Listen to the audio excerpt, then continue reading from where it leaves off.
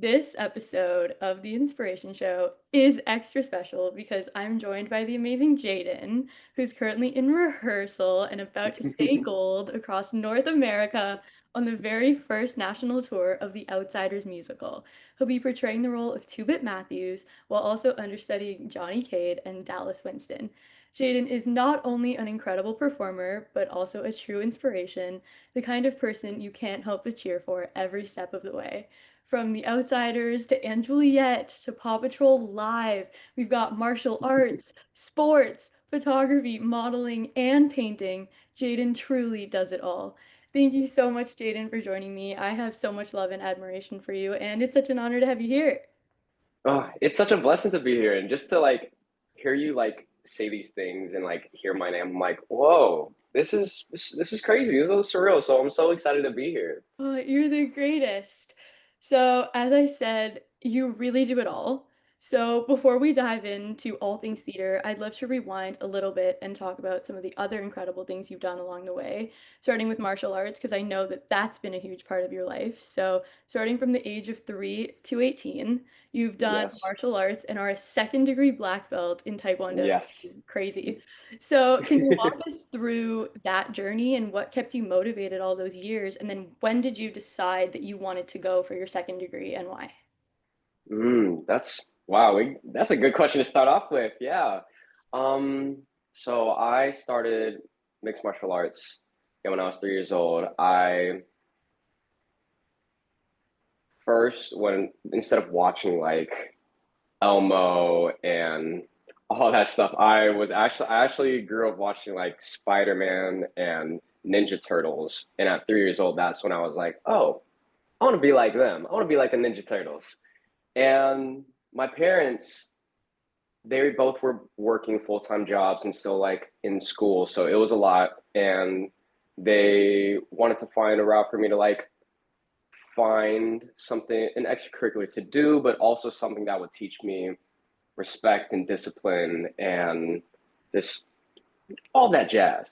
And so I took up Taekwondo, and the my master, Master Saku Kim, he is a former Korean Army general, and he's amazing. And I trained under him for almost what was that, 15, 16 years? Yeah, and it was just an amazing, fun time and taught me so much. Definitely helped me mature at such a young age and change my perspective on the world and things. And it was a beautiful time. And I took a small break, like a couple year break in between once I got my first degree black belt. And I was like, I want to do sports. I grew up doing sports all my life as well as Taekwondo, so it was a lot of juggling. It was super fun, but took a small break because I was like, "Ooh, maybe I want to be a baseball star." Yeah. That didn't go. That didn't go. And then I took back up Taekwondo freshman year of high school. So I was 14. Is that 13, 14? That's a normal age for freshman year, Yeah, right? 14, yeah, 14, 15 Okay. years. I was like, wait a You minute. got it, That was so long ago. yeah. Um, yeah, I went back to the studio and met back up with him after the few years that went by and was like, I want to dedicate and train to get my second degree, which took 4 years. But with that training, he also gave me such a wonderful opportunity to not only train, but to work for him while training. So that was my high school job. So instead of being a delivery driver and working at Jimmy John's, which I did work at Jimmy John's at one point, we won't talk about that. But all 4 years of high school, I actually worked for my master too, and I got to teach other students ages ranging from 3 years old when I started to grown adults in their 40s. It was wonderful. It was an amazing time. And yeah, it was a 4 year long process until I was able to get my second degree black belt.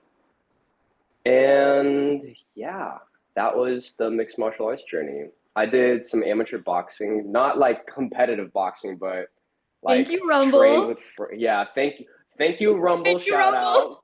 out. But yeah, I'm back in my hometown. I did some just like amateur like boxing training with some friends that like were in the scene. I was never in the scene because I was like, nah, I can't. Yeah, But yeah, so that was that. That was my little mixed martial arts journey, all summed up. Oh, and how did that bring me to theater? Yeah, I did. I was a late bloomer. I didn't start acting or theater until or I didn't truly think about it until my senior year of high school. Mhm. And I never did any acting, singing, or dancing, which is kind of crazy to think about. Yeah, But mixed martial arts definitely helped transition so easily into the movement aspect of this industry, especially with the hand-eye coordination and just like fluidity of it all.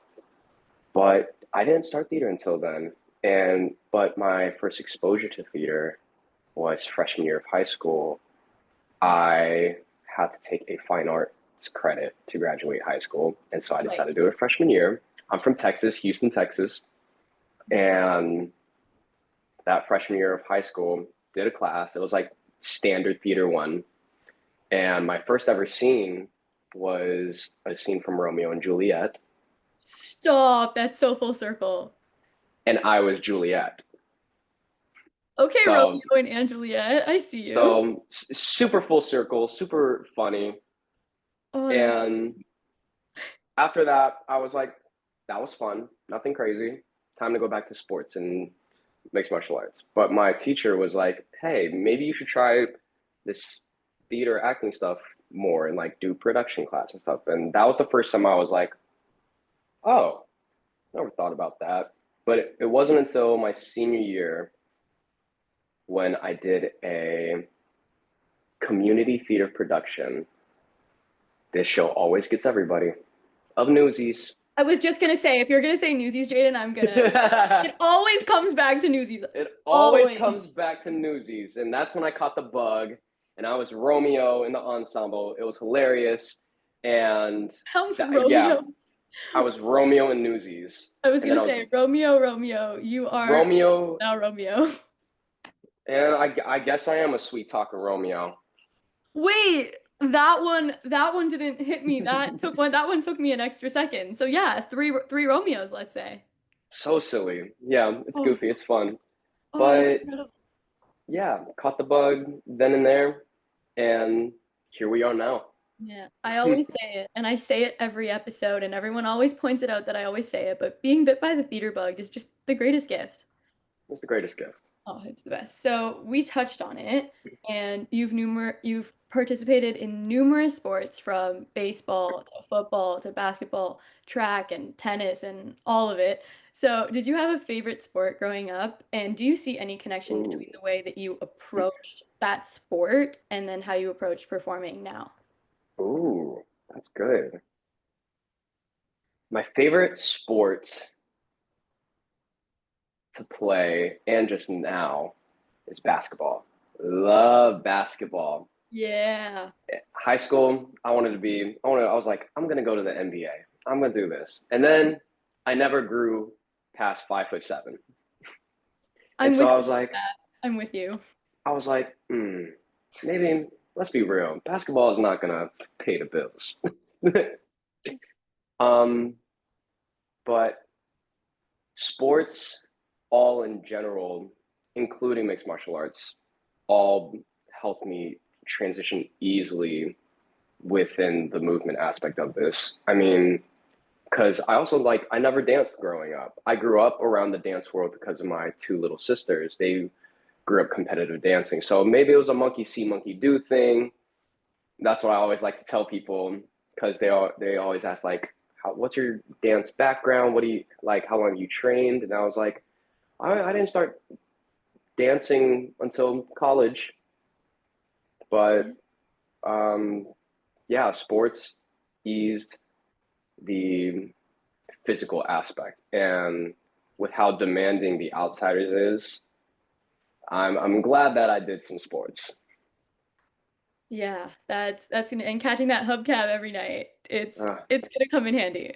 Oh, so from being on stage to also being in front of the camera and modeling, what's that experience been like for you, and what part of it do you enjoy most, being a model? Ooh, what part do I enjoy the most is the artistry of it all in terms of like being a canvas for the photographer because it's all a creative workspace and to bring someone else's vision to life and to be the like I think I'm a tool to use on their canvas. Like I'm a paint for them to use, a paintbrush or anything. And capturing all of those things that they see in their mind and to bring it into like a visual. It's amazing. It's awesome. And also, pictures are cool. Everybody likes pictures. Yeah. But yeah, but in terms of that affecting on stage, it definitely gave me an open sense of mind and awareness for like lighting and placements and like what would be the best angle for certain positions and dance moments. So it all blends together. And it's beautiful. It's fun. Yeah, it's awesome. I love how I always say like everything that you do becomes a tool, and then you essentially are the toolbox. I call it the toolbox analogy. And then when you've gathered all these different tools, you get to bring it to other things that you do in life as well. And I just think it's so awesome how like things that wouldn't normally intertwine, they intertwine so beautifully and they make you so incredible at everything you do. Yeah. Yeah. Oh, that's beautiful to say. So, with both painting and photography as part of your creative world, what draws you to Ooh. each, and what do you enjoy most about creating in those separate Ooh. mediums? Ooh. Painting is more of my kid sisters' side of it. I'm definitely more of a sketcher. I used to sketch all the time. And again, it's just that thing of that blends with photography as well. Of you imagine this thing in your mind and you want to see it put to life. What's the best way? And the most simplest way is just a pen and paper. And for me, I love sketching. It was also just a nice little reliever to do, just a little hobby to like have. But yeah, that's my little two bits on that, Your little two bits on that. Sorry, I had to. You you said know? it. Sorry. So, we touched on this a little, but when did dance come into your life, and why did you gravitate towards it? And can you walk us through your dance journey? Yes, dance came into my life probably around when I was the age of 8, but not for me specifically. My two kid sisters grew up competitive dancing all their lives, so I was always around the like competitive dance world and just like watching all that. A part of me always wanted to dance, but I was too busy on top of that from where I was from. There was just like a standard of like boys do sports, girls do dance, which is so bogus, poo Yeah. poo. But Yeah. I yeah, the first time I actually touched dancing was senior of high school, and it moved me, and I fully like understood and felt connected to why my kid sisters did it for so long. And for my dance training didn't start until college, which is when it started. I started taking it seriously. And my professor would get on my ass all the time for like the nitpicking things, which is beautiful. And my dance training just going up to now, those 4 years of college was just training, training, training. And then we booked and Juliet. That was a lot of exposure training and to be around so many wonderful artists and beautiful dancers, they taught me so much of what my movement quality is and like the groundedness that I love within like my dancing style. And then when I first saw The Outsiders, I was like, oh, this is my style. The nitty gritty, the groundedness, the fluid movement of it all, the swagger. It's, Yes.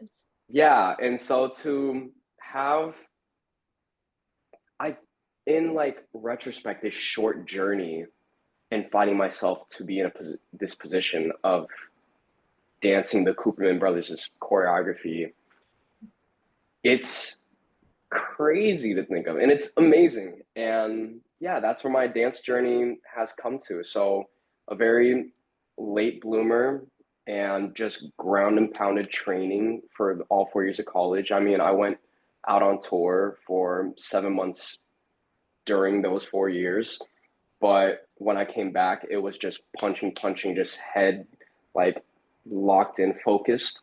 And just exposure training was just so eye-opening for me in terms of like the different styles of dance that influences everything. And on top of that, with the Cooperman Brothers' choreography, MMA is definitely influence, and so that was easy to like transition to with that. So yeah.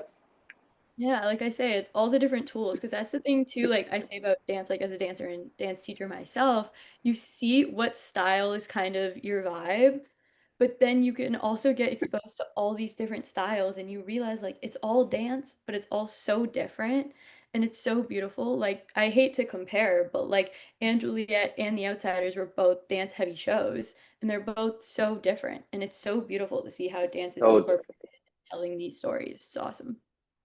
yeah. So You when did got some good questions. I love this. Oh, I appreciate that. So when did you discover that you had a passion for singing and theater? Ooh. I growing up always knew that I wanted to have an influence on the world and, or just to move people. I wanted to do something that would help people in any sort of way, but I didn't know how to do that. And as fun as sports was, like in high school, I knew that wasn't going to be the case. But I also had to balance coming from a traditional like Asian American family and with like immigrant grandparents, that balance of like, how do I guess, support, like, do what was expected and be successful because I'm also the second oldest out of like 9 cousins. And so I had a lot of family pressure and expectations to set an example. Caught you. I saw that face. Yes, right. So Yep, yep. I did have a lot of expectations to set an example of being, successful for like like my generation and like my kid sisters and my cousins. And I it was a lot because I didn't know what I wanted to do. I mean, I was in engineering classes. Do I remember any of it? No. Um, but yeah, I did theater that senior year and caught the bug and went, that's how I want to move people. I want to move them through storytelling. I want to have an escape for people to relate to and just like disconnect from the real world for a little bit and just, yeah, there's just words are not computing to like how passionate that I'm feeling about this, but that's what I knew. I wanted to tell stories that would move and inspire people. And when I told my parents that I was like, hey, I think I want to be an actor, they went, hell no. What? That's not good money. And I was like, just watch, trust. And all these things happened. And yeah, we're at this point to where I'm giving this beautiful privilege to tell such powerful stories and to move people across the country. I mean, Paw Patrol said it for me. Thank My you. Yeah, thank you, Paw Patrol. Children's theater is so important, so vital because I remember when I was a little lad, what, 3 or 4 years old, I went to a Wiggles concert. Yes. Oh, it was amazing. Yes. But yeah, I my very first show with Paw Patrol, I step out onto the stage and we would perform in a mix of theaters and arenas. And our first venue was an arena. So I hop onto stage and my view went from a regular like crowd all the way up. And I was like, my mind as this 20-year-old boy was like, holy shit. Yeah. But out of that entire crowd, there was a small Asian American family in the front row with two little baby kiddos. And to think for those kids, they look up and on that stage see Ryder, this cartoon character that they're growing up watching, who's just inspiring and like lessons that they learn from. And to look at Ryder and be like, "Whoa, he looks like me." Yeah, later that night, I did bawl to my mama. I cried. I was like, "Damn," and she cried with me because it was just so special. But that solidified why I wanted to do it. I want to be able to move and represent people, my community, many other communities around, and just give a sense of hope. And I got this wonderful opportunity to tour with Aunt Juliet right out of college. And especially with the times that our current society is in now, Aunt Juliet's messages of female empowerment and love is love and love is for all was is not just was is so needed across the country. They're currently in Los Angeles right now. They just opened a few days ago, and I just couldn't stop thinking about how wow, we really went from the we and then later they went from the East Coast all the way through the West because they have their Broadway company currently still here, and now they're all the way on the other side in Los Angeles, and to spread that message of love. It's what drives me, and to move one singular person in that audience is all that I could ask for. And now that we get to do that with the outsiders and bring this story to so many people and so many communities and kids that can't afford, kids like me that couldn't afford to just fly up to New York and see the show themselves because it's expensive and we get to bring it to them. And not only that, as tired as I might be, I will be looking forward to those student matinees where they bring all the students and get to watch this powerful, beautiful beast of a show. So it's, yeah, my heart's heavy with so much love.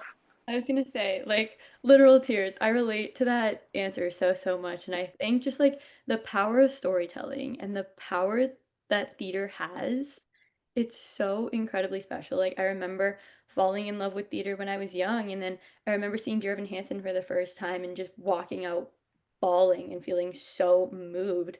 And I remember turning to my mom and saying, the way that the actor that played Evan made me feel, that's how I want to make people feel. And it's the Yeah, most special thing. And then, like you said, like I also was on tour and I did a children's show and stage dooring every night and just seeing these little kids and some it was their first experience of theater and then some exactly. I think of those kids and I'm like, maybe those kids are going to be on Broadway one day and they're going to be inspired by me and my company like I am by you. And I think it's so special to just get to spread this love and tell these stories and bring them to life right before your eyes. It's the most powerful thing in the world, and I will say that forever. Yeah. So, what really inspired you to become a performer and who has been an inspiration of yours throughout your career? Ooh. what really inspired me to be a performer? Wow. I always think about this question. I'm always so scared about this question because I'm sorry. because no, it's so okay. Because I genuinely still am trying to find why I wanted to become a performer. But I think I think what we just talked about, Yeah. saying it out loud, is why I wanted to become a performer because I wanted to move people and I grew up wanting to find a way to like partake and inspire people. And I guess I was just so fortunate to find that outlet and have that bug bite me through this. And so, yeah, and my biggest inspirations are honestly just my parents and my grandparents with how hard they work and how much they sacrifice. And they're not theater people, but to just see what they do for their love, they're all so selfless and do so much for their people and their loved ones. And I wanted to follow that and spread some of that love over the country. Yeah, So and you're doing it again. doing it again, doing it all again. And I couldn't ask it any other way. And in the best show too. Like I'm so excited to see this show across the world, and I'm so excited to take all my friends because as I was telling you, like this show was our life. Like this story has been such an important part of me. Like my high school graduation quote is gonna literally be nothing gold can stay. Like the impact that this show has had on so many people's lives, and I'm so excited to take my friends and my family that have yet to see it on Broadway, and I'm just so Yeah. excited for this story. But I think my favorite thing too that I tell the Broadway company, and it's so special to watch new generations fall in love with this story. Yes. Because I honestly don't think that if it wasn't a musical, it's such an old story, but the story is so timeless. The And it's timeless so tale. special to see this new story be told and rediscovered and through Yes. song and story. It's just, I'm so excited for it to travel and for so many more people to see it and fall in love with it the way I can say we all have. So I'm so excited. Yes.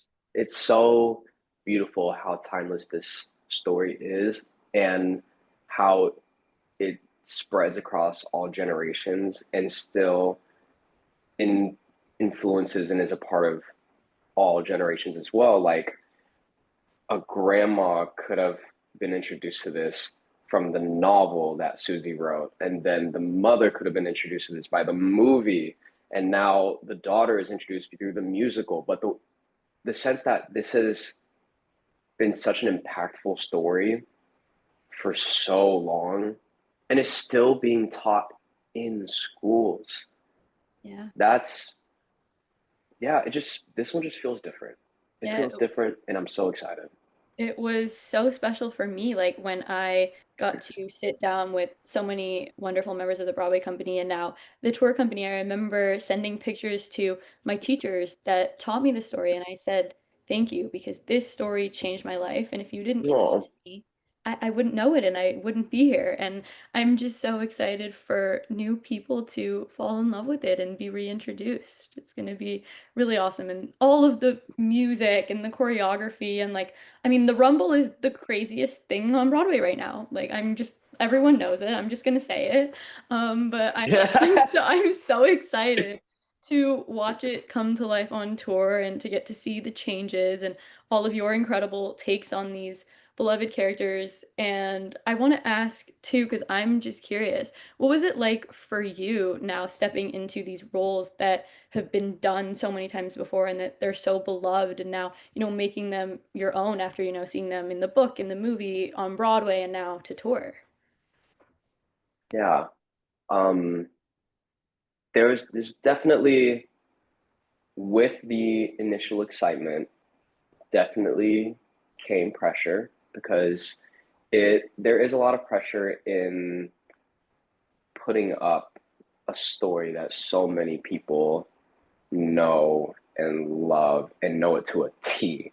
Yeah. Um, and it's a new challenge and it's wonderful because and Juliet, as there was pressure on that too, just because of the caliber and the messages of it, but it wasn't as much because it's a that that show was a new take on Romeo and Juliet and was a comedy, and majority of the people that came in, it was 50-50. Either you knew it because you already seen it, or you have no clue what this damn show's about. And Juliet, what happens? Yeah, it's a whole take. It's a new twist and it's fun. The Outsiders, it's a heavy show, and there's a lot of strong themes and messages that we are so excited to bring around the country. But yeah, everybody in rehearsal is doing such an amazing job in like immediately from the gun, creating their own takes on these characters and their own just bits and laughs and moments with each other, and everyone's so connected. I mean, the leadership that the creatives, Danya, Jeff, Rick, the Coopermans, yeah, they have built such a strong sense of community within all of us. And so I'm, as much pressure as there is, I and my castmates are ready. And on top of that, we also know how much love there is with the fan base. And we know that it's going to be great. And so, yeah, we're ready to take it. And The Outsiders is where people are made. And so it's gonna be amazing. And everyone is their own person. And even in rehearsals, we have the covers and swings already going in and getting so many reps. Everybody is getting reps, and it's amazing. And so to even just like for me as 2-bit, get my reps, rehearse, and like connect with my character, take a step back and watch like Brandon Borkowski's 2-bit or Makai Payne's 2-bit. It's yeah, oh, they're so good. I'm so And excited. everybody's take is their own, and it's amazing. It's beautiful, and that's what's so awesome about this show is the independence of everybody and just like the freedom of expression. So we're ready. We're ready to take it I'm so around. excited to meet everyone and to see all your takes on it. I'm so excited. And your first preview, I realized this morning, your first preview is a month today. Because September 17th, Buffalo, New York. Shays, Would you baby. look at that?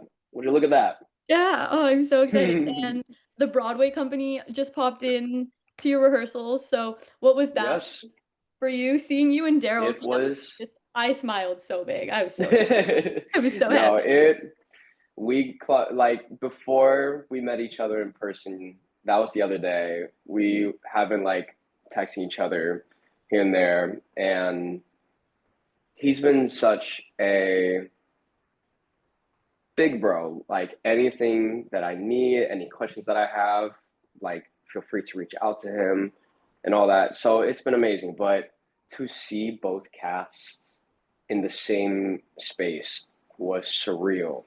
It was, yeah, it was mind boggling. All of us were looking around and like we could read each other's eyes of like,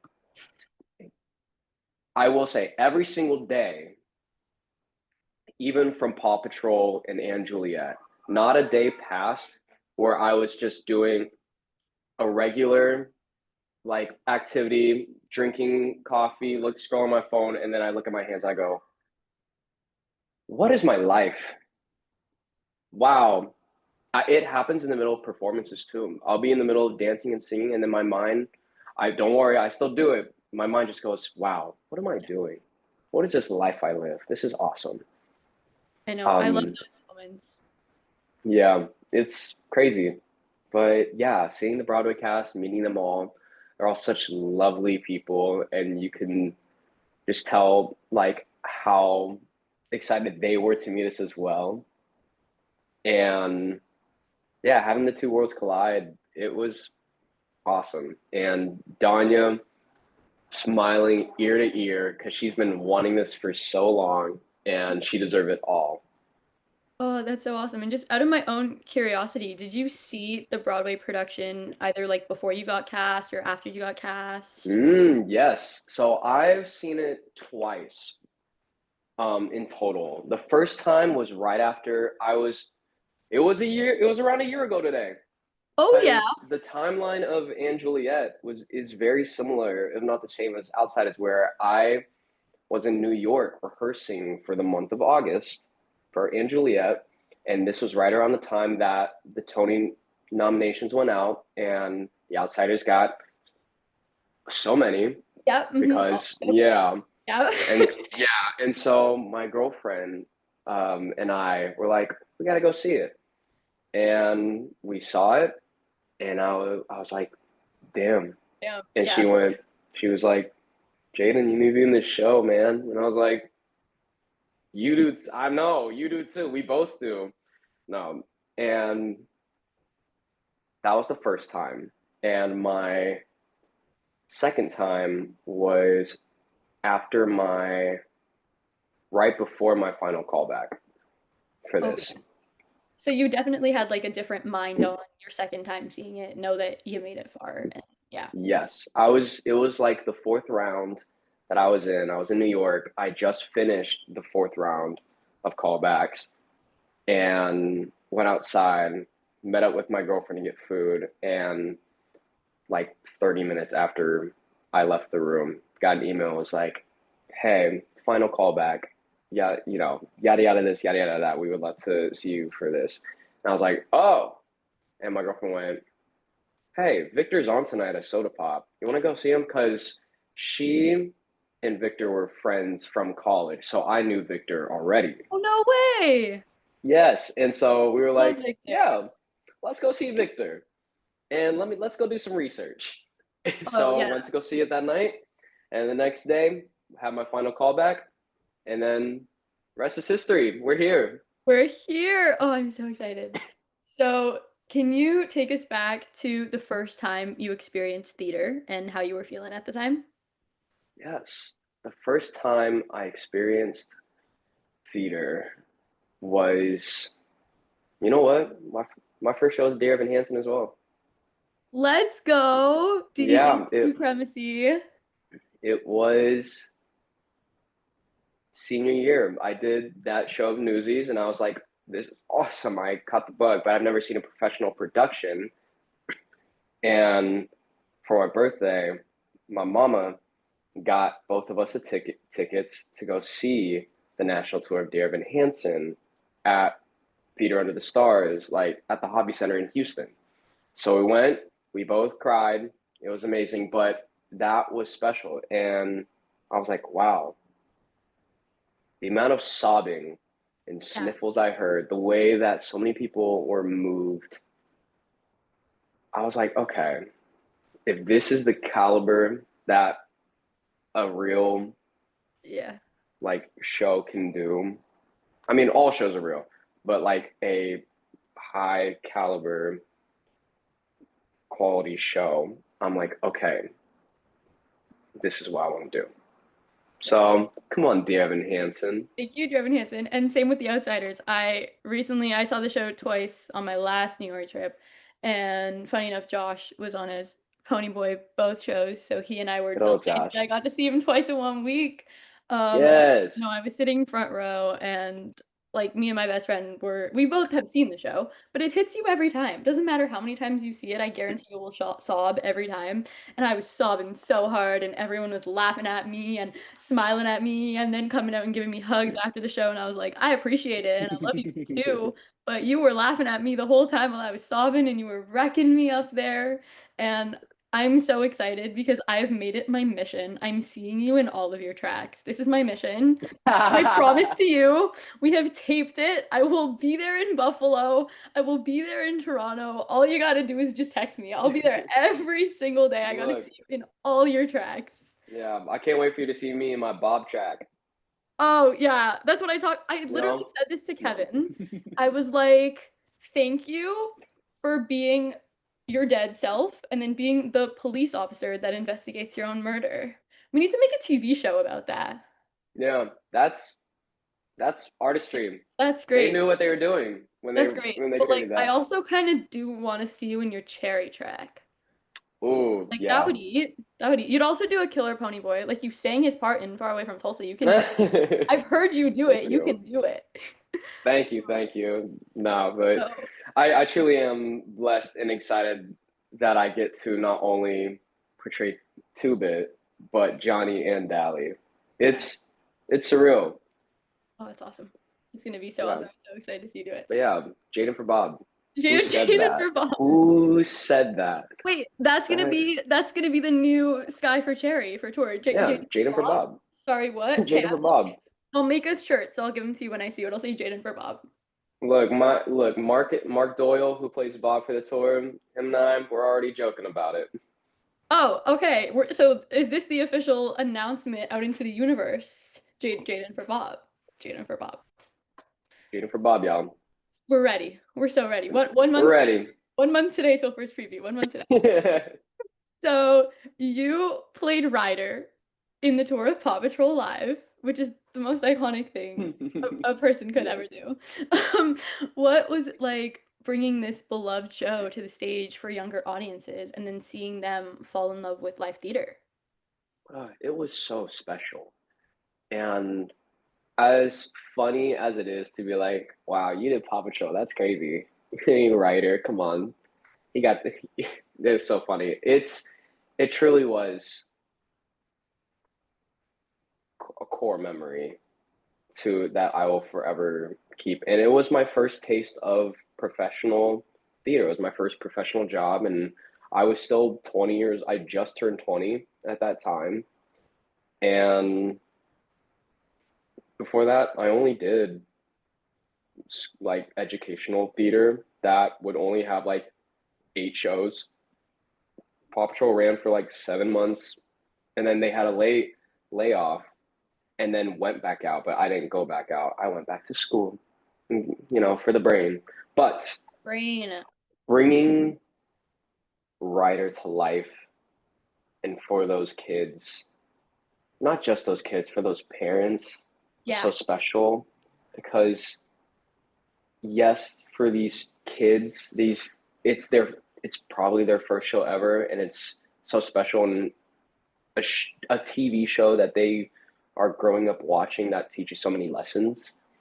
But for these parents, these are core memories for them. And seeing it wasn't just seeing the light on the kids' faces, also seeing their moms and their dads or their aunts and uncles just like being there with them wearing like Paw Patrol hats, like Chase the Cop or like Rubble. It's hilarious. Um, but it was an interesting process to portray because instead of making Ryder like my own, it's already a set TV character. And it's Nickelodeon, so it's already a set thing. And so I'm more so tapped into instead of trying to create Ryder as my own, I'm more so tapped into just like who Ryder was from the foundation of it all and what he's trying to teach these kids and try to do it the best of my abilities. Got the little Ryder jump in the show. Yeah. Yeah, little hop. I have a little like GIF of it of me like jumping up and down that I send to my family keeps sending me. Like they'll do it as like little memes. My little sisters love to troll me. It's great. Can that be your way of texting me to tell me that you're on in a different character? You'll just send that meme and like tell me who you're on for that night. Oh yeah, if you text me and you're like, are you on for this? I'll just send a thing like Yes. Oh yeah. Okay, great. Great. It's a done deal. Oh, I'm excited. I'm so excited. So you portrayed the role of Kemp and understudied the roles of Francois and Romeo in the National Tour of Yes. and Juliet. So can you share a little bit about your journey with the show and what your process was like learning multiple roles? Oh, yes. I just graduated college, which was last year, and got this wonderful opportunity to swing and Juliet. And it's such a big show, so much spectacle, so much movement in it, not just dance wise, but like it's truly an ensemble show because it's like depicting like Shakespeare's company. And so like the ensemble would move the set and tell the story like with that. And it was my first ever time being a swing. So shout out Swing Nation. Shout out Swing Nation, backbone of theater. Backbone. It is so hard to be a swing. It's such a thankless job. And so if you ever see a swing, give them some love. They That's what I deserve always it. say. A white slip in your playbill is the greatest gift when you go to the theater.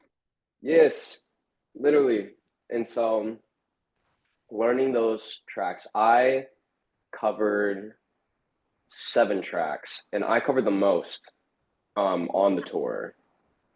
I had no clue how that came to be because I was the third youngest on the tour and only by a few months from my others, from the other two. And I covered the most and I was like, well, huh. But I was able to pick it up pretty easily. And honestly, it was such a fun experience to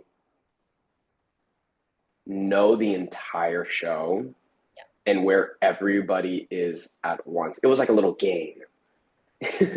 And yeah, some swing friends would be like, get ready because A, it's a beast, and B, you're just gonna, when you start the show, you're just gonna cross your fingers, space out, and hope, just pray that the show is done sooner.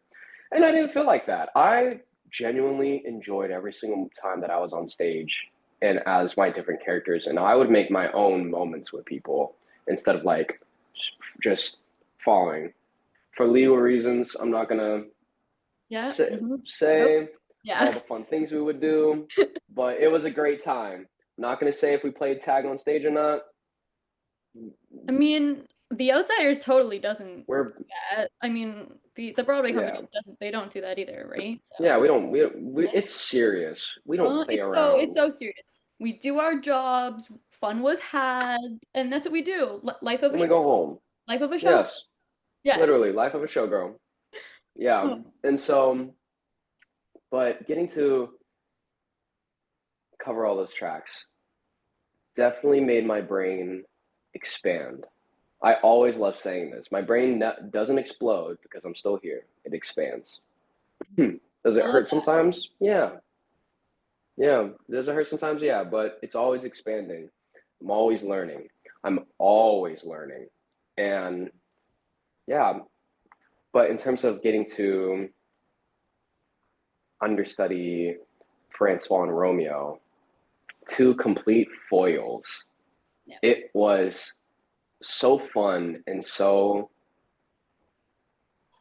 interesting to dive into their minds and get get the blessing to portray both of them and also just tell their stories. Francois's story is so deep and so relatable to so many people around the country. And so it was such a blessing to be trusted to tell his story. Romeo is just a little dumbass lover boy that could sing and looks pretty. So Yeah. that one was just a fun time. I loved just being a little rock star airhead Romeo. But he's also a deep character that has a lot of like internal like feelings. And so it was so fun to create those two as my own. Yeah. But yeah, And and I Juliet was love awesome. I love the full circles. Like that's one thing that I love looking out for when I chat with people of being like, "Oh, that's a full circle moment in your journey." Like I love how it all started for you with Romeo and Juliet and then you made your Broadway national tour debut in a crazy incredible reimagination of Romeo and Juliet. Yes, Those full circles are crazy. Oh. crazy. So, what was your favorite part about touring with Anne Juliet? And what is one thing or one lesson that you learned on the Anne Juliet tour that you're going to bring with you to embark on the Outsiders tour?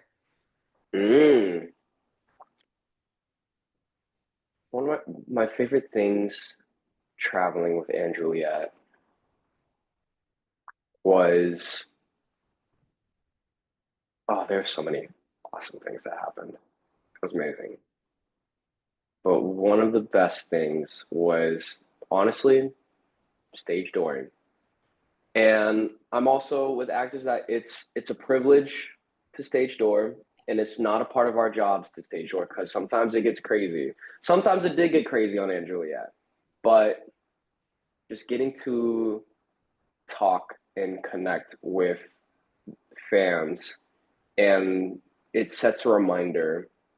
Moving on to the next part of it is that we are all human, and even though we are on that stage and portraying these roles and like some people will get starstruck. I mean, I get starstruck whenever like I saw shows and saw people on the stage door, but to feel that groundedness that we're all human, that's something I'm going to bring to this tour. And yeah, I'm just another person. I just play pretend for a living, but It's the best job. The best it's job. the best job. Love it. So, you're currently in rehearsals for the Outsiders National Tour, and performances begin exactly a month today. Look at us in our Yes. we killed that. So, could you share a bit about your journey with the Outsiders from your audition process to where you are now? Yes, I love this. So And my I don't know audition it, so I'm excited. I don't know anything. Yes. So my audition process was about a month and a half long, That's quick. and yeah, it was a lot of quick turnarounds. It was 5 rounds total. We were in Anne Juliet was in Philadelphia, and this whole time that The Outsiders is running and Anne Juliet's running, the amount of comparisons that I keep getting to Daryl Tofa, just like throughout this whole time. It's so funny. And you know what? I'm sure he got sick of it too. It was so funny.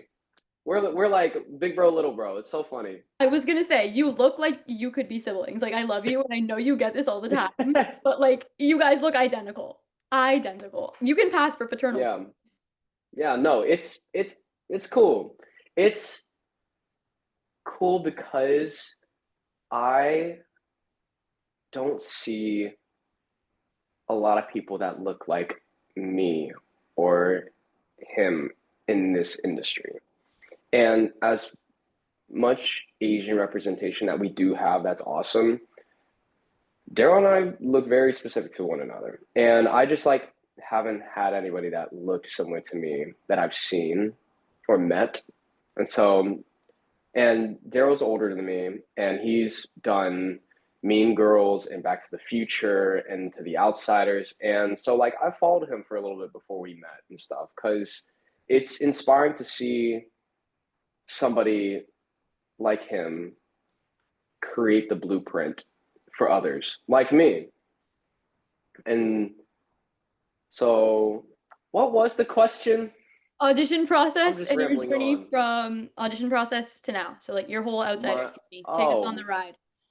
mind you, I fully went on to a different track. But Oh, yeah, good. I love Daryl Daryl, so yeah, much. I love you guys. yeah, Please. Daryl truly sets the blueprint and is such an inspiration to follow.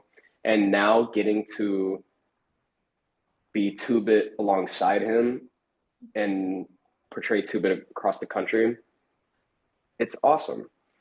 So, but my audition process, we were in Philadelphia and Juliet, and we were there for 2 weeks. And I just kept constantly being told by my cast and everybody that, yo, the Outsiders are having auditions for the tour and for like Broadway replacements. Jaydon, you gotta get in, dude. What are you doing? You gotta get in. I was like, yo, I know I would love to be a part of the Outsiders because I was like, that show truly is like something that I feel is truly meant for me.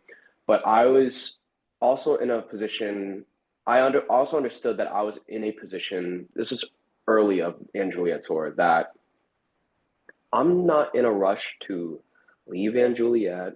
I love it here. I love the story that we're telling. And if Outsiders comes to be, then it comes to be. But I'm also not itching to get out of here. So chill, y'all, chill.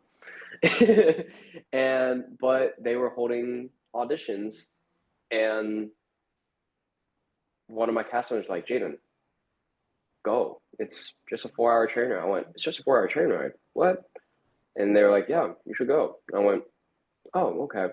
So I went, and it was a singing audition, and you had to sing something from your own book. Yeah. I said, I have no time for that. So I'm going to sing. I walked into that room and said, my name is Jaydon Nget, and I'm going to be singing Hoods Turned Heroes. My icon. Literally, I was like, I already know exactly who they'd look at me for because Twin is on Broadway. Twin is on Broadway. Twin is on Broadway. On Broadway. And so sang Hoods Turned Heroes. Then the casting director was like, we talked about Anne Juliet, talked about mixed martial arts, all the things, just like connecting. And he goes, are you going to be here next week still? Is Anne Juliet still going to be here? I was like, no, we're going to Ohio. And he went, ah, man, that sucks. I was just about to ask if you could come to the dance callback, but never mind. Thank you so much. Thank you. And my mind went, shit, Yeah, that's that. mine just did, and I know you booked it. I was right. I was like, oh, well, I should have just lied. I should have lied. You should And have lied. But yeah, it's okay. We made it. yeah, flew to Cincinnati, Ohio, and I was like, it was good. It was a really good audition. And then I got an email going, hey, we're having callbacks this date. Can you come? And I was like, yes. So I flew out, did the callback, and then 30 minutes later, after the callback, they asked me if I'd come in to sing some material. But I already had my flight because I needed to go back to tour, and they understood that. They were amazing throughout this process. And so, third round, I just submitted self tapes of me singing Hoods Turned Heroes, some 2-bit scenes, and just a song of choice. Another week went by.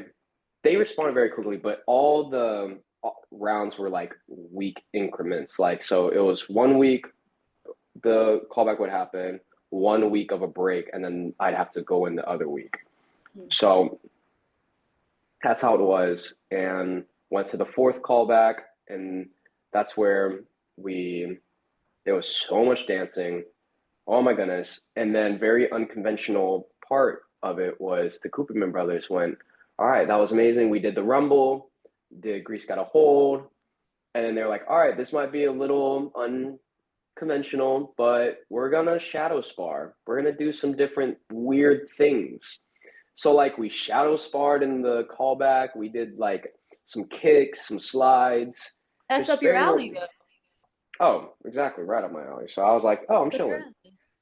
And it was awesome. And one thing that I love about auditioning, I personally love auditioning because I get to, something clicked in my mind in college where being in the audition room is such a blessing because this is for everybody that's an actor. You book the room. You don't book the gig, you book the room always. And if you change the mindset of, oh, there's so many people here and we're all competing for this one spot, to this is a workshop and this is so cool to watch all of these artists in their element and just like learn from them while also being given the opportunity to show your stuff. And so I just auditions and callbacks, like in the rooms, as like intense as they are sometimes, I'd be smiling ear to ear because I'm like, damn, He's good. Yeah, they're good. It's awesome. But yeah, did that. Then got the asked to do the final callback, and they already saw my two-bit stuff, so they wanted to see me do Johnny Cade stuff for my final one.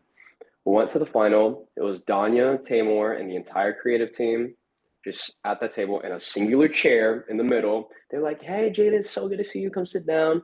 We talked for like 20 minutes before we even did any material. It was The Broadway awesome. company said the exact same thing. Yeah. Yes, just sitting and talking about life, about all these things, and it was amazing. And I love the Cooperman brothers because throughout the callbacks, like they're tough dudes. They're tough. They're so serious and stuff, and just like straight face. They're kind of intimidating. And then that final callback room, I like the back of my head kind of had a feeling that I booked it because those two, when I walked in, they were like this. They went, "Hey, Jaden, so good to see you. What's up?" I was like, "This is the first time I've ever seen you smile. That's funny."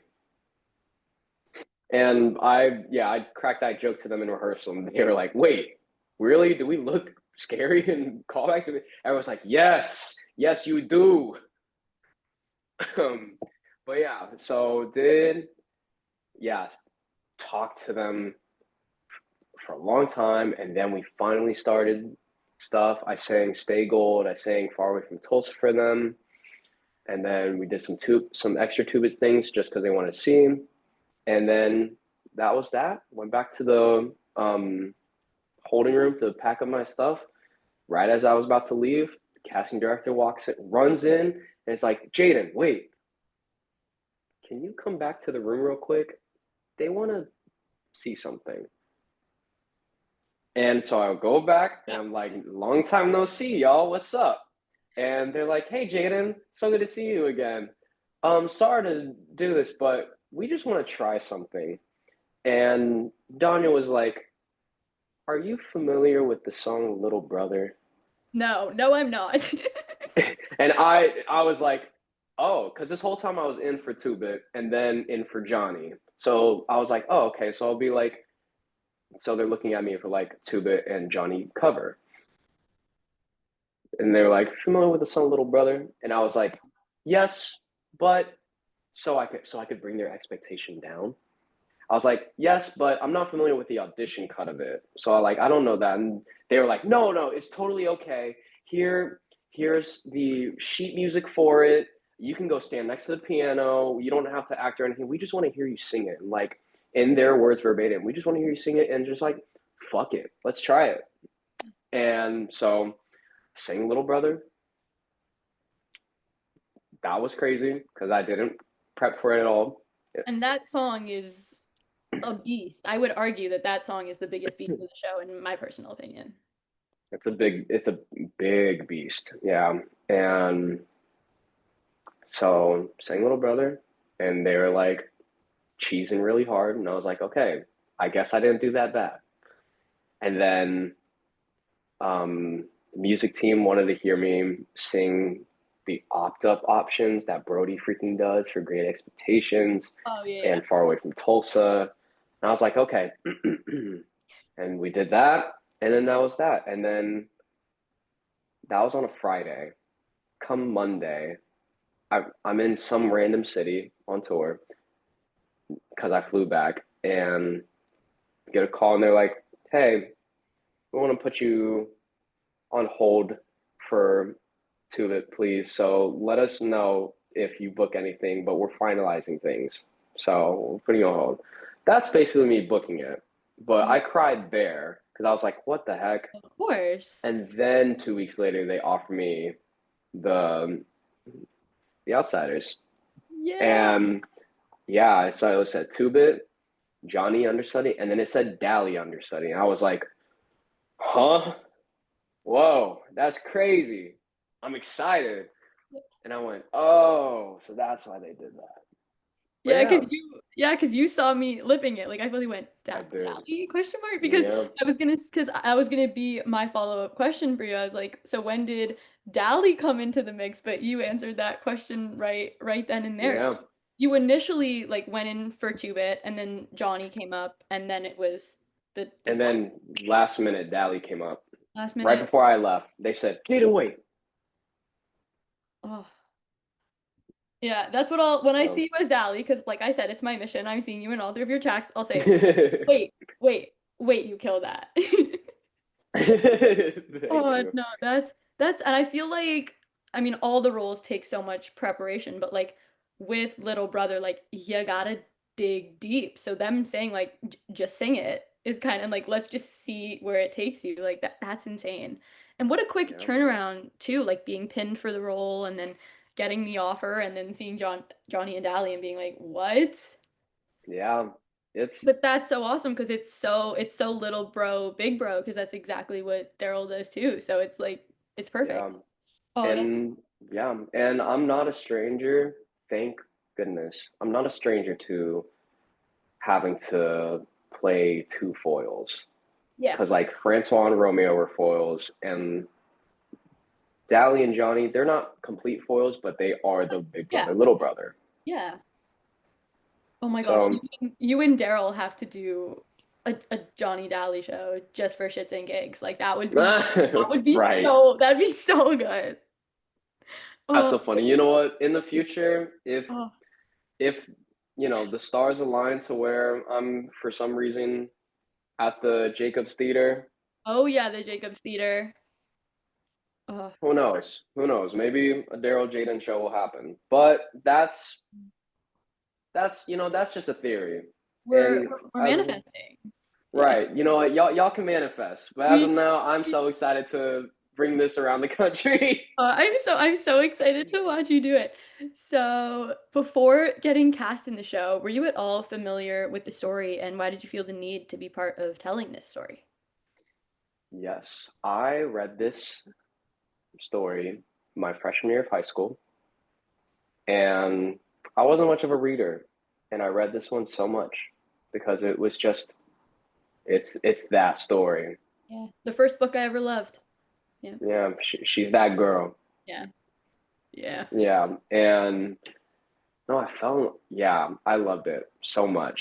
And honestly, I will say, as time passed, you know, I was busy with other things and didn't like really think of The Outsiders too much. And then they made it a musical, and I was like, huh? And then the night that they released the two songs, Great Great Expectations and Stay expectations and stay Gold. gold. Yep. Oh, the entire world listened to those two and went, Mm-hmm. oh, this is different. Yeah. And so, yeah, but my first exposure was the book, freshman year of high school, and I related it to it so much because of just like this longing for more and longing for better, and also as a like person of color, hoping like things change in that people see like we're all human. And for the Outsiders musicals version of intentionally making the greasers people of color and the socialist white, it's the added subtext of it all that makes it even more connected to today's society and to the past, like past and present. It still affects it all. And it's just very relatable in so many different ways. And so, yeah, I'm ready to help people see the beauty, Yeah. It's finding the beauty in the fold. I mean, and finding in the that fold of beauty it across all. the country. Oh, I know. I remember finding out that The Outsiders was going to be a musical. I got to interview a lot of wonderful cast members of Parade and create wonderful relationships with them, which was at the Jacobs before. And Parade was a limited run. So like we knew it was closing August 6th. And then I remember finding out that The Outsiders was going in. And it didn't like The Outsiders is my favorite story. It has been since I was in seventh grade. But like when some of the company told me like, "Oh, The Outsiders is moving in," I was like Ponyboy and Johnny, like The Outsiders. Like I remember finding out that it was a musical and just so ecstatic, and it's one of my favorite things I've ever seen on a Broadway stage. Like the impact that this show holds and how it makes you feel, you laugh, you cry. It's the most beautiful thing in the world, and I'm excited for Yes. people to get to experience it. Yes. I'm so excited to bring it to people. That's what's so special. It just feels different about this tour because now like this is my third tour Yeah. and it feels the most special. And that's not a diss to the No, other two not because at they were they were so special in their respective times of like my life. But this one, as just a show in general, just feels different, you know? And so getting to bring it to people is going to be truly special. And especially bringing it to Tulsa, bringing yeah, this story back home to the people that it's about. yeah. Oh, incredible.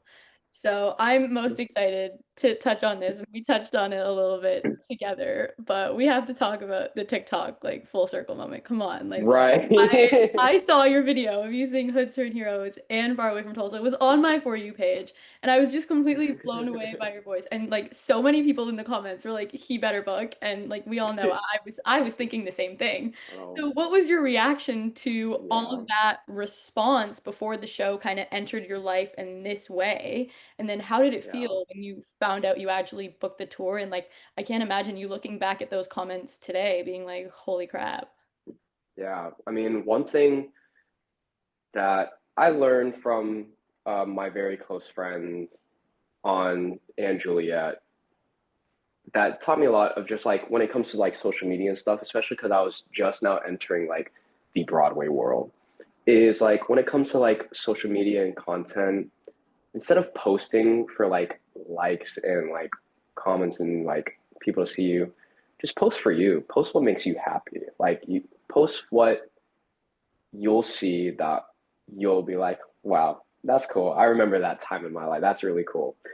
And I didn't really post that many sing videos and or dance videos and stuff. So I did Hoods Turn Heroes.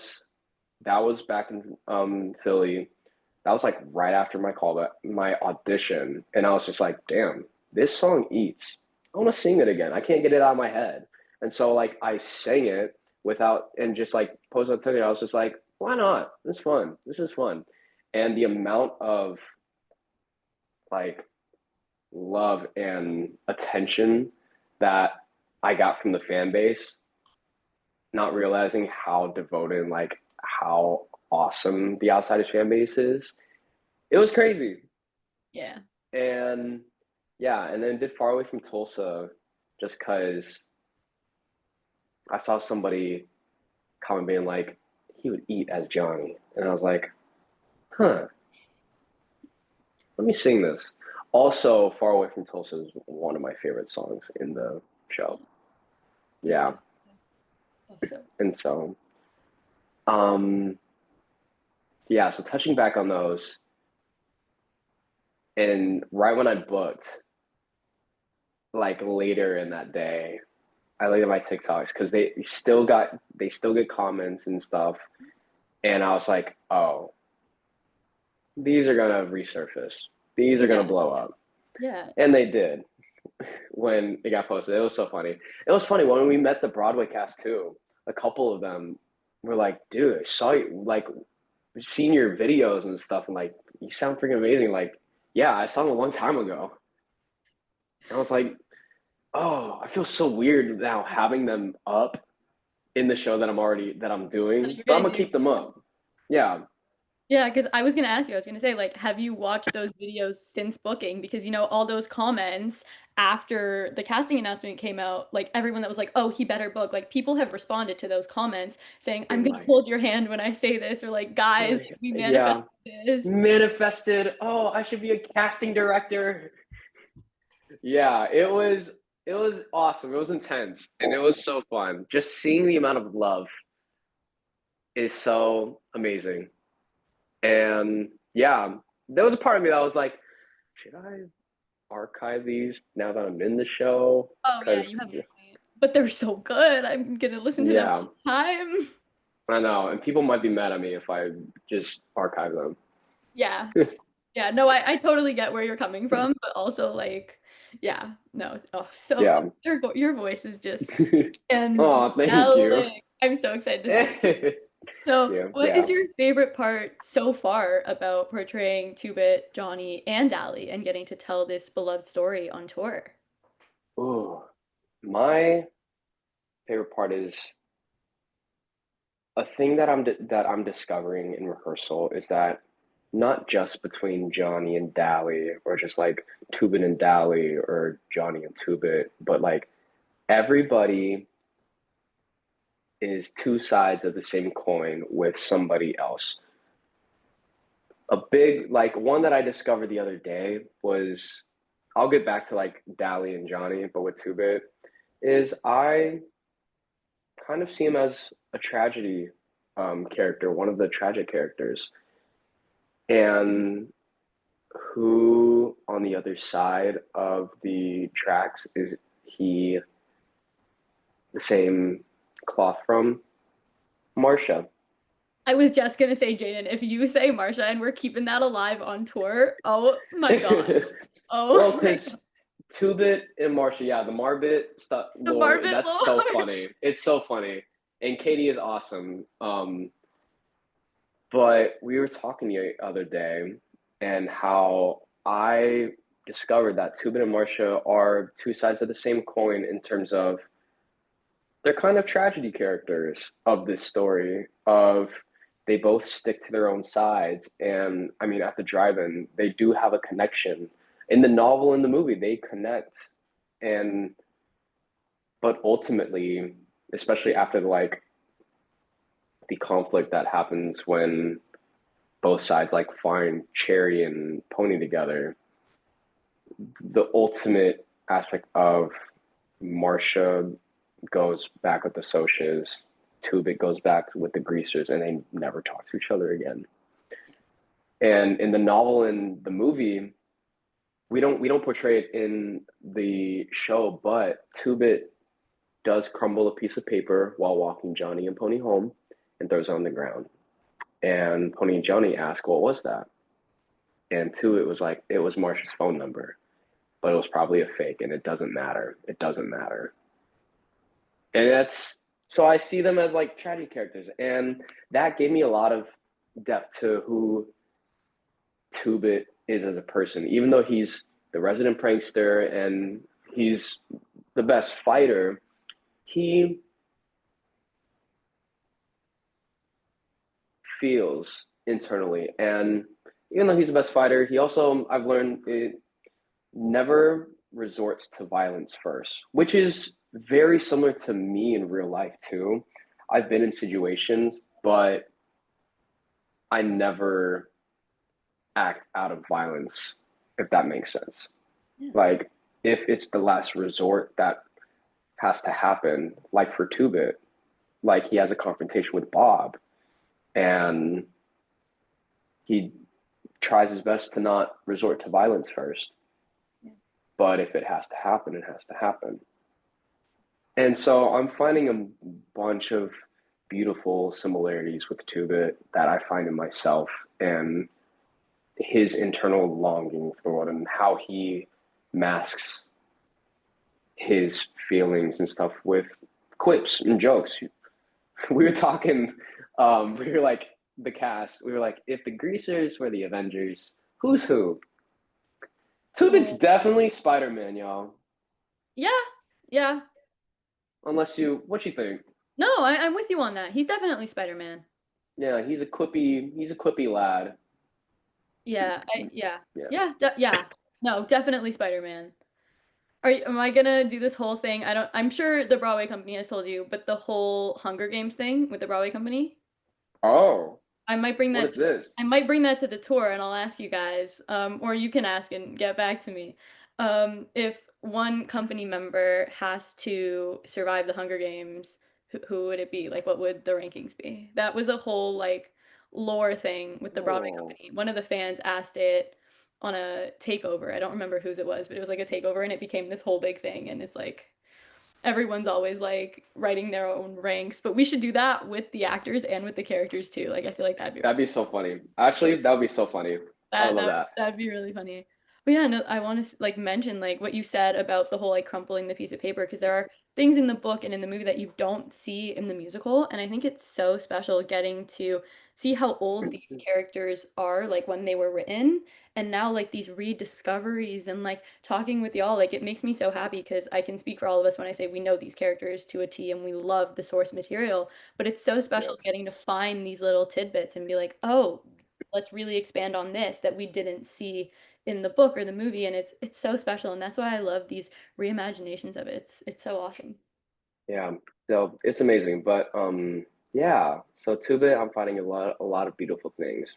And now to tie it back with like Dally and Johnny of what I'm finding with them is one thing that Tubit and Dally connect with in terms of their family is that they're both guardians and they're both protectors and they both have seen shit. Dally has obviously seen a lot more and a lot more across the country, or at least the east side of the country. And so he's definitely such a damaged character, a lone wolf. Um, but I think he thinks his weakness is that he cares, Yeah. and that's why he's so standoffish and like shows lone soldier stuff. But for like Johnny to and Pony to truly affect him, that and just the whole family and the amount of trust that he has with along amongst the greasers and stuff.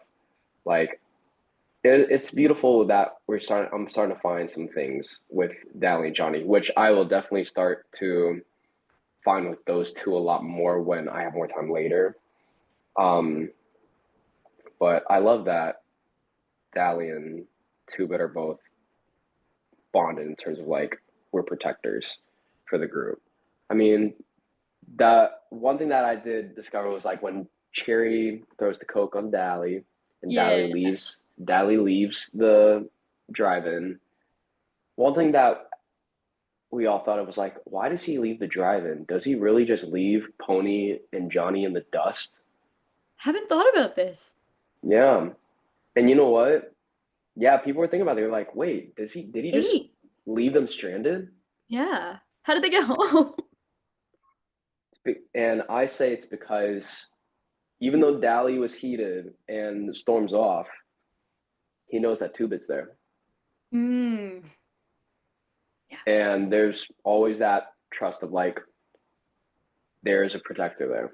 Somebody, somebody's there. And who better than Two Bit? I mean, yeah, like I have to say, like hearing you say that, it makes me think. Like I thought about it after seeing the show, but now I'm thinking about it more deeper now. Like right before little brother, Dally says to Johnny, "That's what you get for helping people, you little punk." And like you said, his weakness is that he cares so much, and I feel like that line, it always kind of hit me because like I speaking for myself, like I always love to put other people before myself and be there for others. And then that line, and now talking about it with you, like it makes me realize that he's the protector and he cares so much. And, sometimes we see that as people's greatest personality trait, but we can also see that Yeah, as a weakness from that perspective. So that was yeah, cool to think about because I never really thought about that. yeah. Perspective is such a beautiful, interesting thing to Yeah. look at with all these characters. And yeah, and Johnny, he is, I think, the only character that finds real peace at the end of at the end of the story. Yeah. So, since you play two-bit, but also cover Johnny and Dally, how do you keep the characters distinct in your mind so you can switch between them so seamlessly? How I keep the characters distinct. I, I'm still discovering how to do that, which is wonderful. But I already feel so connected and like relate to all three in their own manners. Like there are pieces of them that complete me as myself that I see. And there are different points in my life where I was Tubit or I was Dally or I was especially Johnny. Um, but also at the same time, they're all one and the same. And so, but trying to keep them distinctly different is a process that still I'm still in the process of like creating and finding, but it's just so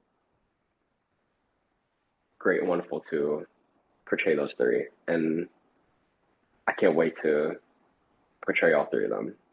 I'm so excited. I say that I've been saying that so many times. It's genuinely how I feel. I'm so excited to get to watch you do all three. So I'm excited to kind of get into your understudy brain for a second here because I'm also so in love with these characters. So I want to hear what you think. Do you think that playing Two-Bit while also understudying Johnny and Dally kind of influences how you approach each role, and does it give you a different perspective on the story, like as a whole, kind of stepping into all three of them at the same time? Mm, yeah, it definitely getting to jump into the minds of these three and also just like where they are just on the stage or like in their world at those times and to think of deeper context of them all. It's so interesting to get the privilege of tackling. And I think it's a little easier to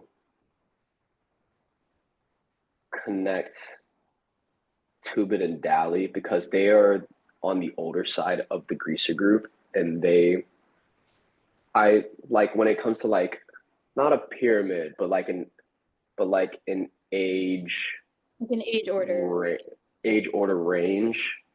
Yeah, Daryl and Dally are the oldest, and but Tubit is like like the third oldest of the group. I think our cast established that like when it comes to like age range and experience, like Tubit is the third in line. So like whenever Daryl, like I personally see it as if when Daryl's off at work and Dally was at the county lockup, like Tubit was the one that provided and watched. So like how he likes to steal and shit. I Mhm. see that Tubit steals to provide. Yep. Yeah, he has fun sometimes stealing things, but mainly he does it to like provide for his people. Like who, yeah, there's especially it's not too touchdown with within the show of like Tubin and Johnny, but I do think that Tubin and Johnny are very connected with each other in terms of their relationship, and so I'm so glad that I get to see both sides of it. Um, because when Dally was in county lockup, who's watching? Not even watching, but like who's with Johnny? Because Johnny tends to not be by himself a lot. Um, and yeah, I don't. My train of thought is like slowly wishing washing around it, but I'm just ready to discover more within these characters and like touching into understudying Dally and Johnny especially, and getting to see whenever I'm one of the two a different two bit. Yeah. That's gonna be exciting. Oh, that would be really awesome to see too. All these different takes on it. Oh, it's incredible. So, Yeah. can you walk us through the rehearsal process for the Outsiders National Tour? What's been challenging, exciting, and surprising so far as you prepare to tell the story on the road? Yes.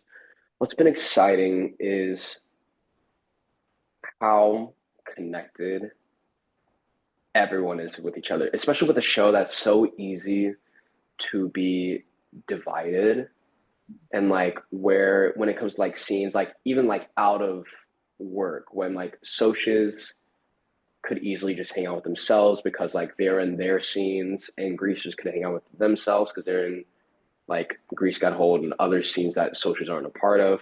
But no, we're all so intertwined already and connecting as people and just like genuine like humans. And so that's what's so exciting. So doing this show with this amazing group of people has been so seamlessly easy and fun and just a joy to be in the space every single day.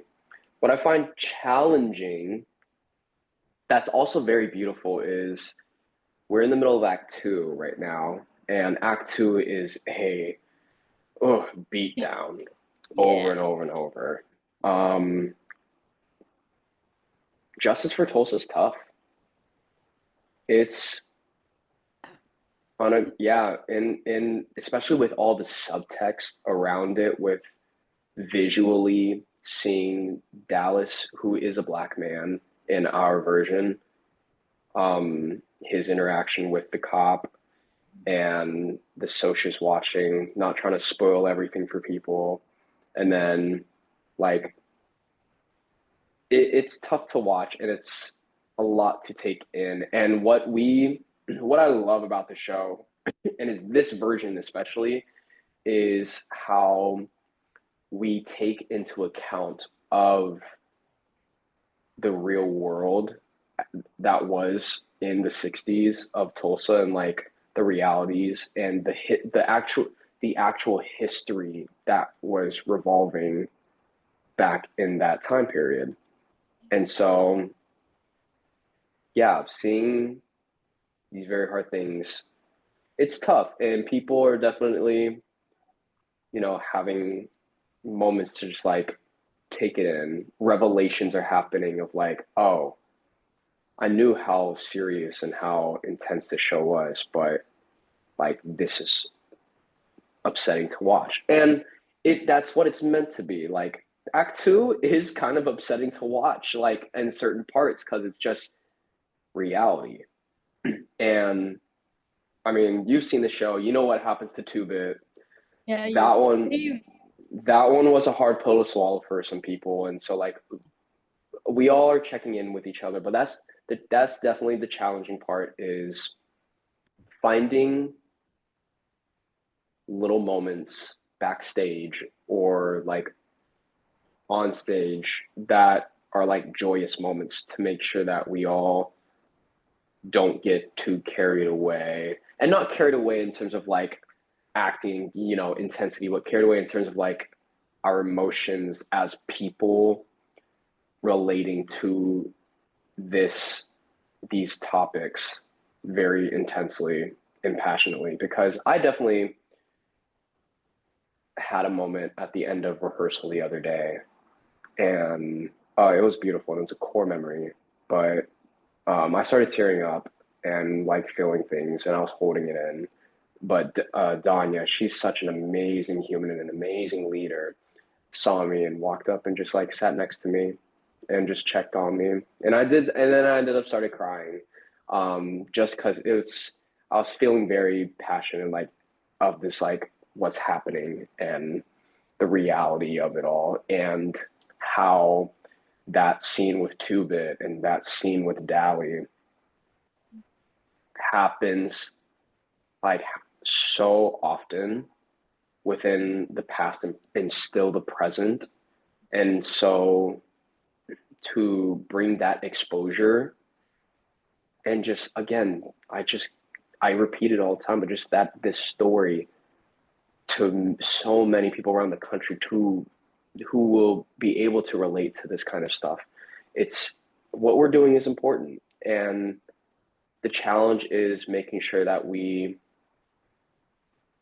still find joy after these intense scenes and checking in and hold ourselves.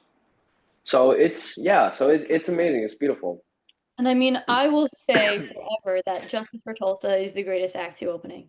It's the greatest. And I Holy have to crap! ask. I have to, it's the greatest. And I have to ask too, just for my own actor brain, how has your rehearsal process been, playing two-bit, because you are principal two-bit, but also stepping in for Johnny and Dally and getting the rehearsal that you need for those characters as well? Because it's not like that's what we do Yeah, as actors. Like it's quick turnaround. You book, you it rehearse, is and then quick. it's like, let's go. So what's that like for you with three characters that are all like lead principals and they're crazy beasts? Oh, my mind is expanding big time. Yes. Um, yeah, I've definitely just been at this point in time. We're about to start week 4. Uh, been focusing more on just two-bit, but Yeah. um, we do have a lot of what is the words I'm looking for? We do have a lot of moments of whenever there are scenes that are being worked on with like Johnny and Dally, all Johnnies and Dallies are called. So like all the covers will come in to the room, all the Dallies will come in. Like it's a collective process, and it's not just working on the principles themselves, but we all get to observe and then go up and do it ourselves. So that's a wonderful thing. Um, so whenever I'm not tubing and they're working on something else, I do get to go into the other rooms and get to study, do character study and scenes as Dally and as Johnny. So it's been great. It's been such a smooth, great process. And also getting to observe where they are on stage while I'm also on stage. I'm already clocking where they are. Yeah. But man, Tubit be dancing. He's dancing. Oh, Tubit is dancing. So, but yeah, that's how does being like trying to keep up with 3 principal roles. Ugh, it's awesome. oh, crazy. So, what was your experience like going to Tulsa, where the story takes place, and seeing all of the sites important to the outsiders, and then getting to open the national tour in Tulsa? It was what's the key word? Important. Mhm. It was so important to go to Tulsa and so special because I don't know about many shows that before rehearsals even happen, like their people get to go to like a certain place and experience the reality of it and the people. And so, especially a show like this that it's so grounded and is based on like a real life time that still exists today. Tulsa was so special, and the people took such good care of us. The locals welcomed us with open arms, and it was amazing. It was so beautiful to see.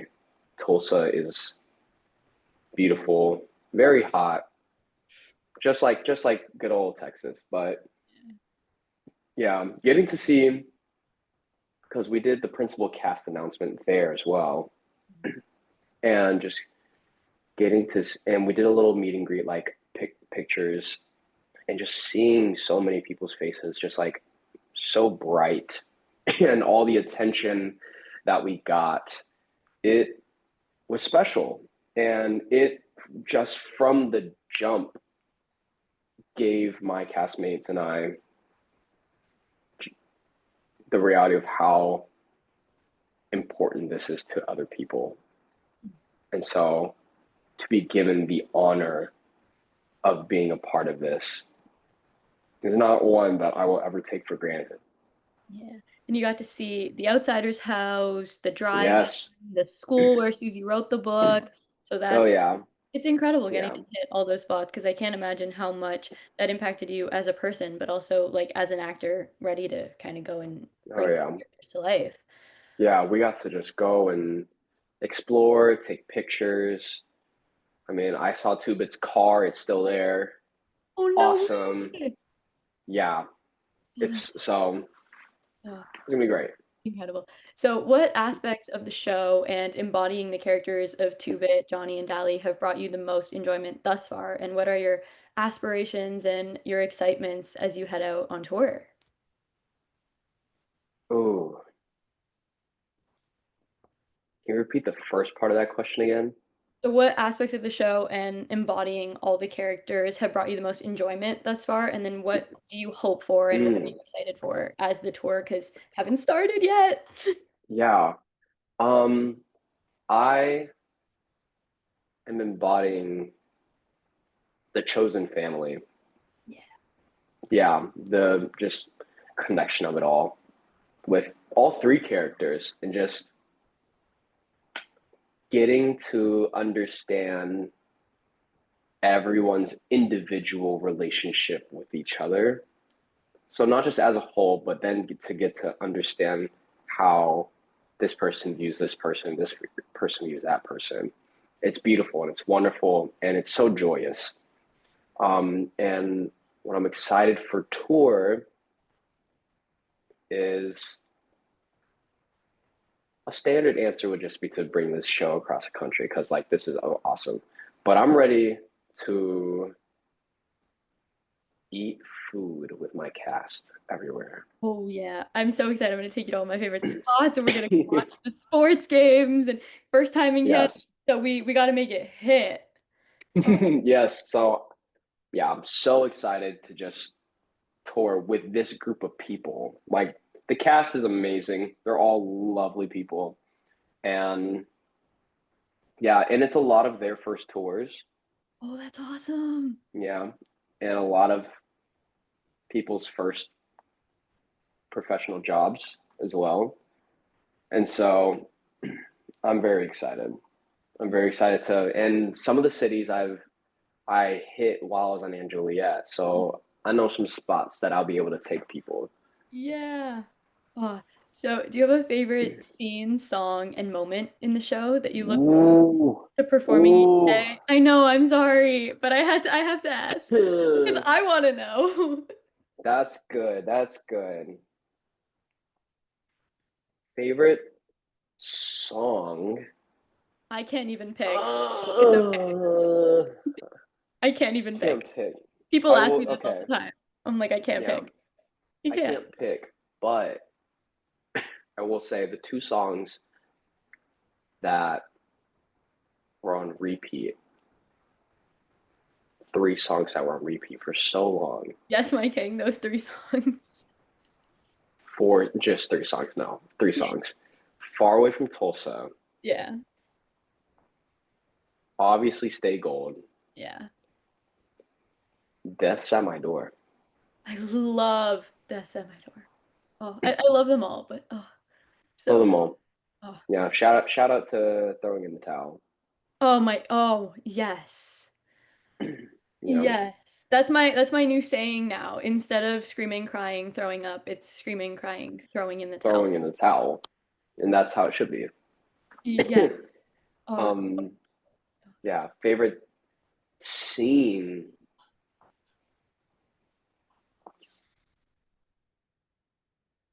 Ooh, I don't know my favorite. The sunset scene. That mhm. one's one of my. That's one of my favorites. What? That One of one my. hit. Yeah, one that I'm most excited to do though is the church scene right before the fire when Dally has a big old monologue about always moving forward and surviving and moving on, Yeah, and never looking back. Oh, never looking back. I'm also just so excited to watch you tear up the Grease Gotta Hold court. Like I'm so Oh, it's yes. fun. It's so fun. The choreo is so fun. Oh, it's awesome. So, out of every role you've stepped into, are there a few that particularly stand out to you for specific reasons? Ooh. Out of the three roles that I step into, I all three of them stand out to me, and for very valid reasons. All three of them are so just like impactful. Um, yeah, I don't know how to answer that question honestly. That's good. That's a little like brain thinker. Expand Um, that brain. Expand that brain, everybody. Expand that brain. So, would you say that there is a particular project or moment that you feel truly defined you as an artist?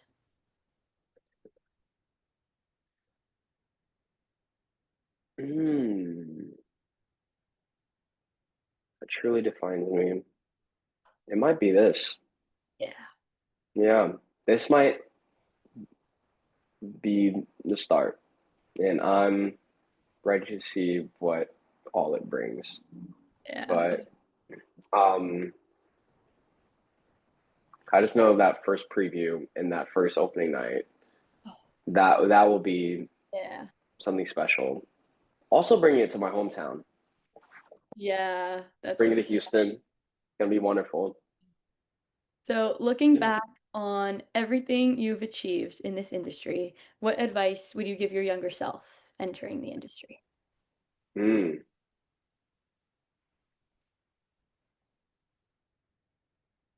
If I said I would give to my younger self and also just everyone in general is no matter how hard life gets or how hard, chasing this industry is or anything that you do, not even just theater, anything, always believe in yourself because you can have the entire world behind your back supporting you and manifesting for you and hoping you try to hand it to you. But if you don't believe in that yourself, nothing's going to happen. You are your greatest support and always keep that in mind. Oh, that's beautiful. Aiden, thank you so much for joining me on the Yes. show. I'm in constant awe of your incredible talent, and I'm just so grateful for the opportunity to look up to you. And I cannot wait to watch you shine on tour. I have so much love Um, and admiration for you, and it was such an honor to have you here. This conversation is yes. a special place. No, Thank the you for honor is mine, please. me. Thank you so much, Allison. You are such a gem.